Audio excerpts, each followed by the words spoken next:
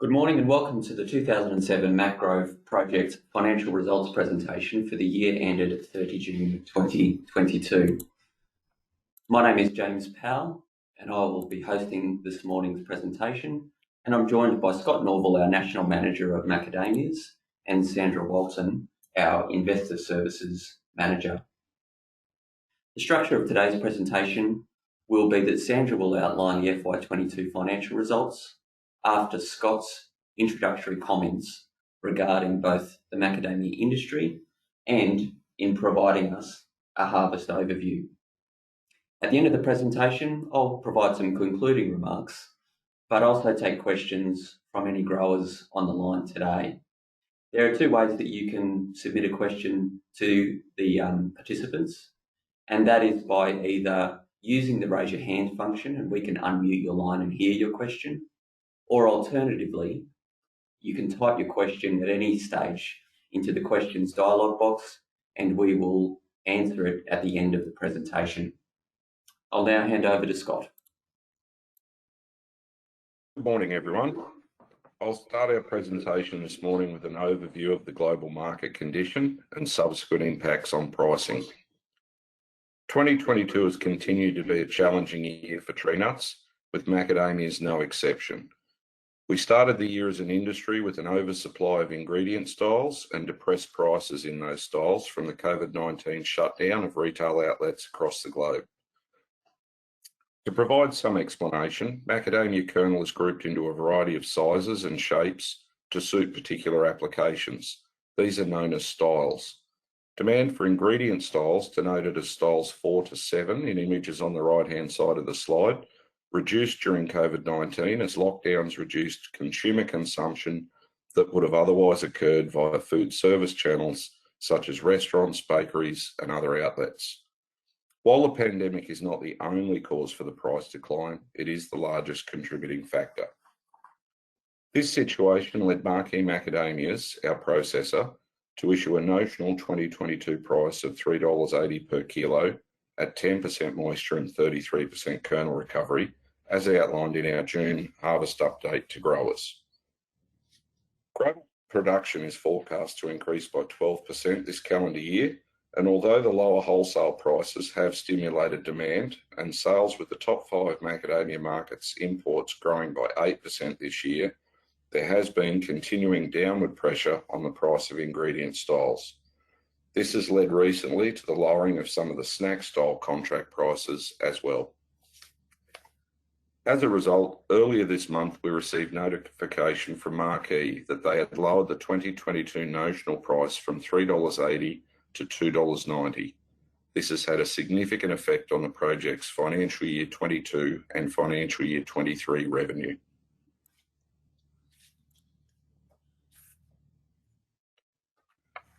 This next page provides an overview of the 2022 harvest, which, despite challenging conditions due to wet weather, yielded the project's largest crop to date. The increased rainfall experienced in this crop cycle has led to increased fruit size, but the continuing wet throughout the harvest season caused many challenges. The harvest season was extended by the rain delays, and crop left wet in the orchard experienced high levels of germination. The exact impact of the germination is impossible to measure, as a large proportion of germinated nuts are cracked by the harvester or dehusker and fall through the cleaning system and are left on the orchard floor. Total production for the year was 938 tonne, or 4 tonne per hectare of nut in shell, up 0.7 of a tonne per hectare from last season, with total kernel production of 1.5 tonne per hectare, up 20% from last year. This is our highest production to date despite the wet seasonal losses. Delivered reject levels rose 1.5% from last season, up to 3.2%, but the sound kernel recovery only fell 0.5% from 2021 to 37%, with increased unsound levels offset by the overall larger nuts with higher kernel recovery. The waste levels at the sorting shed were at approximately 5%, in line with historical averages, but as previously stated, losses due to germination dropped in field, as well as through the actual dehusking process, are not measurable. On-farm dehusking and sorting upgrades helped minimise losses by increasing our flexibility. In addition, in-house orchard floor repairs are well underway this season in an attempt to minimise future harvest delays due to weather. Operating cost management measures are also being reviewed and implemented constantly, albeit under pressure from ever-rising input costs. In summary, this was an excellent result and effort from the team under some very challenging conditions. Before I hand over to Sandra, I'll conclude with a picture of the recent flowering for next year's crop. As is evident in the picture, the 2023 crop flowering has been very encouraging. This has been supported by favourable weather during flowering, along with good bee activity. Early indications suggest a strong nut set for next year. Thank you, and I'll now hand over to Sandra to run through the financial results. Thanks, Scott, and good morning, growers and advisors. As Scott mentioned, I will be taking you through the FY22 financial results. Firstly, to the cash flow and harvest timeline. As you may recall from previous presentations, the macadamia harvest overlaps 2 financial years, and therefore proceeds in any given financial year are received from 2 harvests. The slide on the screen shows the FY22 result is comprised of harvest proceeds received between July and January for the 2021 harvest and April and June for the 2022 harvest. This has resulted in the FY22 financial result comprising of 67% of the proceeds of the 2021 crop and 33% of the proceeds of the 2022 crop. Now to the results. As outlined by Scott, the 2022 crop has been significantly impacted by a lower macadamia price. Total income of $7,000 was received during the financial year, with total expenses of $7,800 after adjusting for GST. Because of the lower macadamia price, the project will receive less income in FY23 and therefore requires a higher FY23 prepayment as described in the MPO7 Farm Management Agreement. This prepayment is to ensure the project has adequate working capital to fund the orchard operating expenses throughout the year. RFM are also forecasting the notional price to remain at $2.90 per kilo for next year's crop. This has resulted in growers receiving an FY22 invoice in the amount of $3,771 per Macgrove, which can be partially offset by a GST refund of $994. As in previous presentations, RFM reminds growers of the importance of registering for GST, but also seeking advice about claiming the GST refund. Growers can expect the FY22 invoices will be issued on Tuesday, 25th of October 2022, with a payment due within 30 days. I must also remind growers that they must pay their invoice to ensure that they remain scheme members. Because of the decrease in revenue due to this macadamia price, RFM has implemented a number of cost-saving measures. Previously, RFM had outlined an intention to transition the MPO7 registry to an external provider. RFM has suspended this project to reduce additional costs for the fund. RFM will also lower and cap the farm management fees by 20% in FY23. We'll now move on to the following slide that provides a cash flow matrix showing the impact of the lower macadamia price. The matrix you can see is based on various price and yield assumptions. You can see the lower price having a negative impact, which is the FY22 position now, as well as impacting FY23. As Scott previously outlined, the project has received a yield of 4 tonnes per hectare, and this is despite the wet and challenging harvest conditions. The average notional price of macadamia kernel over the prior 7 years is $5.53 per kilo. If this was the case today, the project would have had a positive return to growers of approximately $1,500 per Macgrove. We also remind growers that these figures do not take into account the balloon payment in the final year of the project, which is driven by the receipt of harvest proceeds without any of the corresponding operating costs. I will now hand you back to James to take you through the conclusion and answer any questions. Thank you. Thanks, Sandra, and thank you as well, Scott.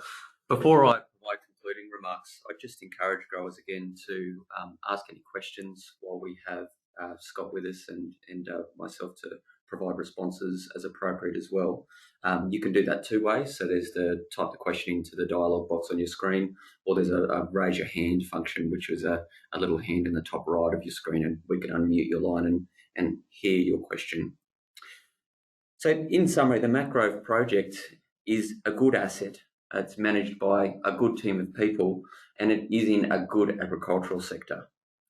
To the latter point, the macadamia sector has seen significant increases in consumption over the past decade, and this is driven by things such as beneficial health attributes, a desirable flavour profile, and importantly, growing consumer awareness, which is evident in growing consumer demand. A further indication of our confidence in the sector is evident in RFM's ongoing development of additional macadamia orchards in the region as well. To the asset and the people, as we would appreciate, this year has experienced an abundance of rainfall. Indeed, as we speak today, parts of southern Australia are experiencing flooding. This above average rainfall has created challenges in the harvest this year, which we've outlined.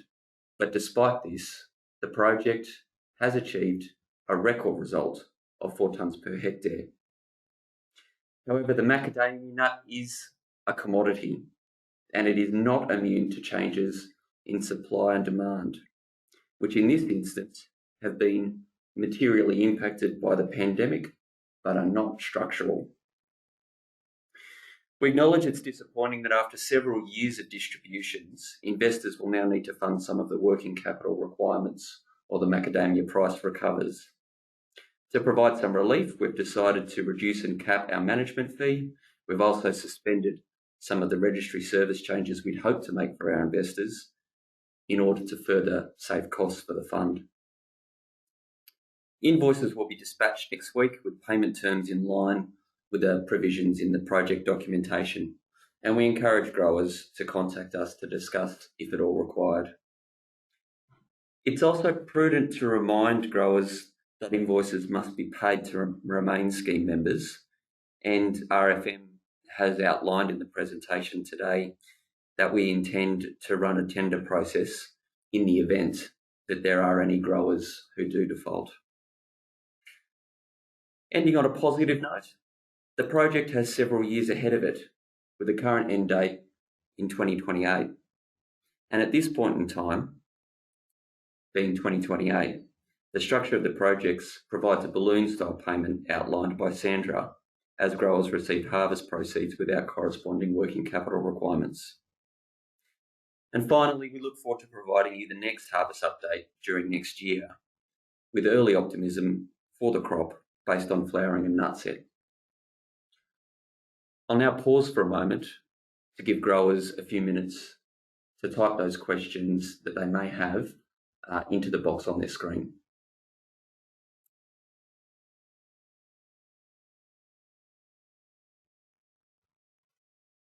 Okay, we have a couple of questions come through. The first one relates to the end date of 2028 that I outlined, and the query is along the lines that the thought that the project went beyond 2028.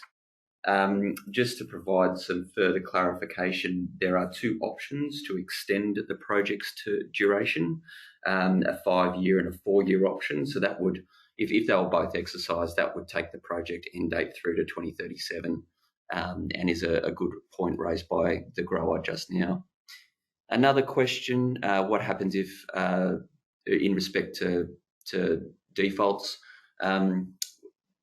the background to these investments are that they're a tax-effective MIS, and in fact RFM has managed other vehicles of the same structure previously, and given they're also in the tree nut category, went through a similar experience in so much as the price of a commodity will move in cycles. It'll have low points and high points, and those projects went through a low point.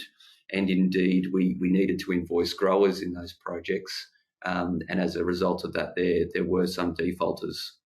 What we did is we ran a tender process for those groves, and they were actually very strongly supported for. So in other words, other growers within the project were given the opportunity to acquire the groves, and in fact did that.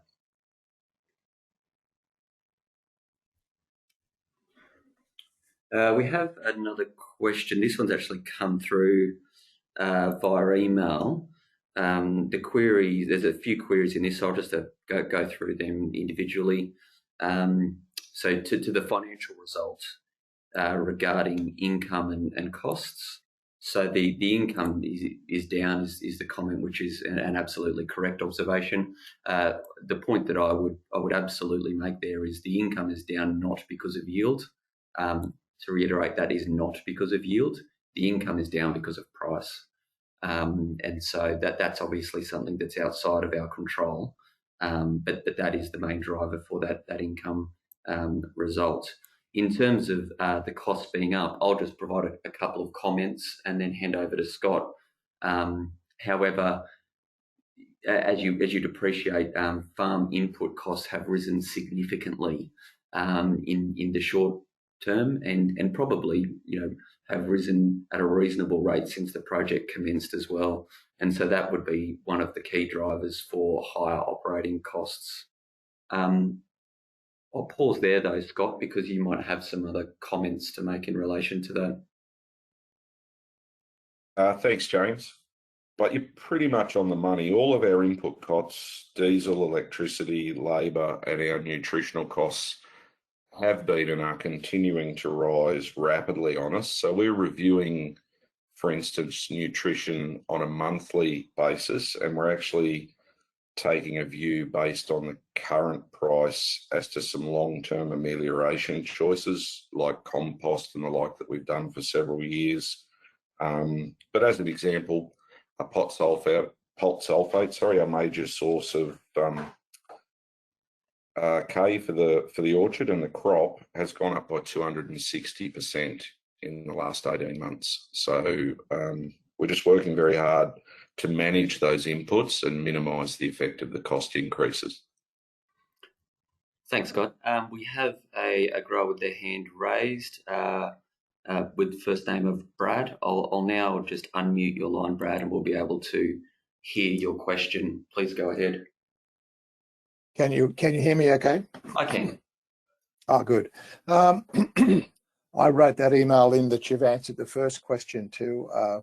The second question there was just basically the costs are a lot higher than the original prospectus revealed, and I guess you partly answered that.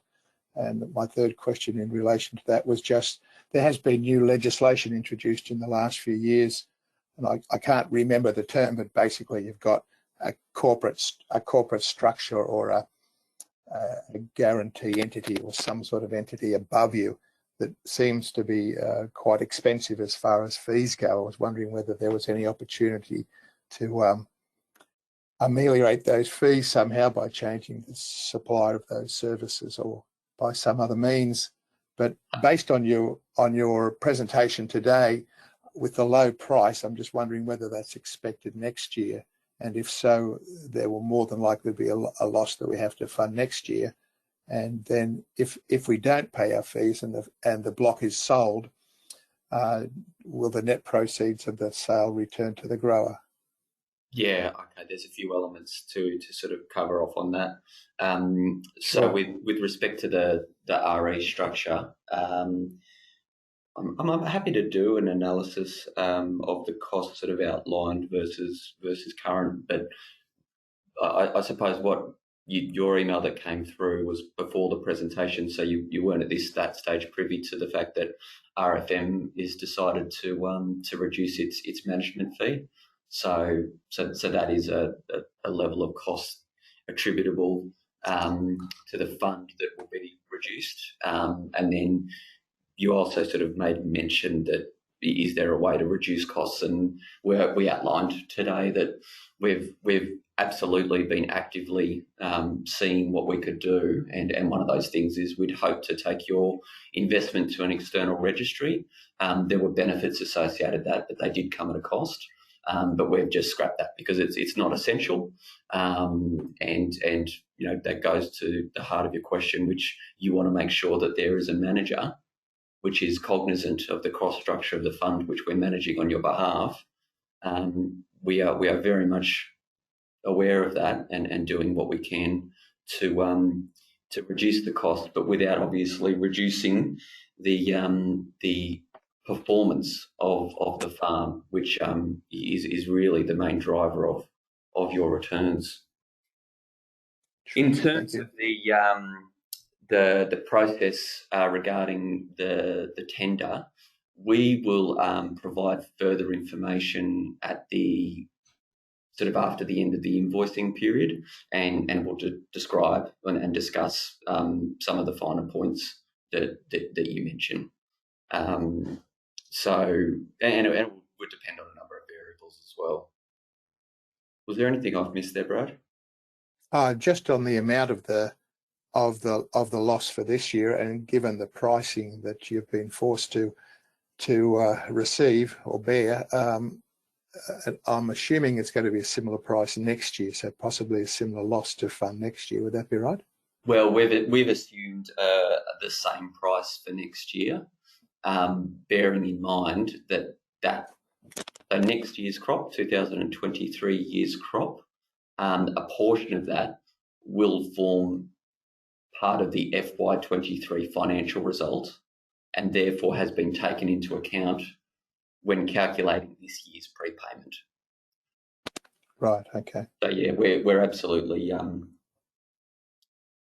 maintaining this current pricing level for this crop and next year's when sort of calculating the working capital requirements for the project. Understand.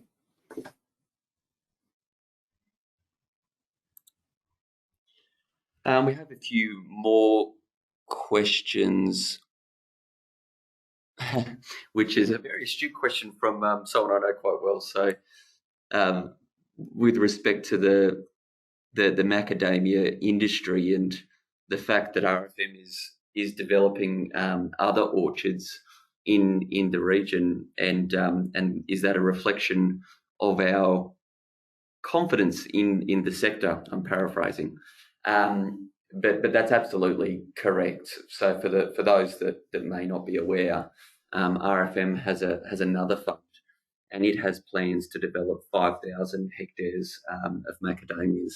It's a sector which we think has very attractive attributes, and despite this lower price cycles change over time, and importantly, the macadamia nut has some very desirable characteristics, which I touched on earlier, and in fact is an indigenous plant to Australia. So we believe there's excellent opportunity for a much larger macadamia industry in Australia, very similar, which has some similarities to the view that we took in the mid-2000s with respect to the almond sector, where we were one of the first to develop almond orchards in Western New South Wales at a corporate scale. And now we have a large, significant and thriving almond industry in Australia. And over time, it's our view that will be replicated in the macadamia sector. So thank you, Mark, for your question. There doesn't appear to be any further questions on the line, and we'll just make sure that no one else has their hand raised. There's no one else with their hand raised. Thank you again for all of your participation today, and I'd just like to reiterate our offer to please do contact us if there's any elements of the result that you'd like to discuss. And of course, Sandra or myself would be more than happy to go through some points with you. Otherwise, I'll just draw an end to this morning's presentation. So thank you again for your time.